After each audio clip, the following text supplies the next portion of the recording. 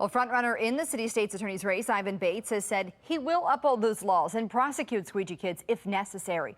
That goes against what we have heard from Mayor Scott, who says the Squeegee kids are protected under the First Amendment. Jeff Abel joins us live now with a look at what happened when the two met earlier today and why some say the mayor's argument just doesn't hold up. Jeff? Well, you know, the city has long maintained that Squeegee kids are protected under the First Amendment of the Constitution.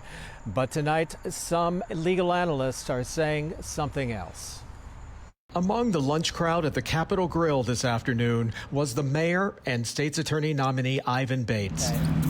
On the table, a discussion about the problems out on the streets.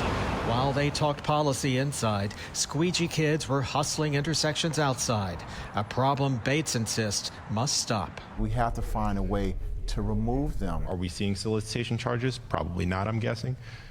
And that would be correct. The city has done little to clear the intersections. Good afternoon. At a hearing on Wednesday, the city's deputy solicitor told council members that Squeegee kids have a right to be there. We believe that panhandling and solicitation are First Amendment protected activities. The Supreme Court has ruled that those who panhandle and solicit donations are protected by the First Amendment, but several legal analysts say the actions of Squeegee kids go far beyond what the law protects.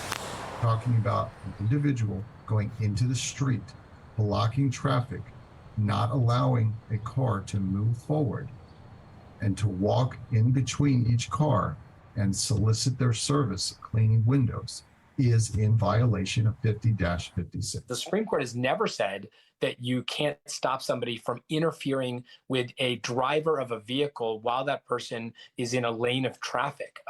That's crazy. That's not speech, that's conduct. We all have a series of rights, which the Supreme Court has clearly indicated over the years can be limited for various reasons. I think it's apples to oranges in this kind of in this type of comparison.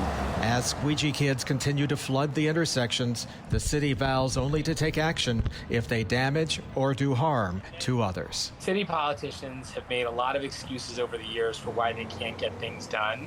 This, I think, is another situation where they are identifying obstacles when there aren't any because they lack the political will to do what needs to be done.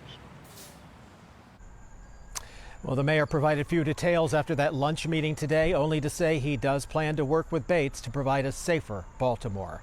We're live tonight. Jeff Abel, Fox 45 News.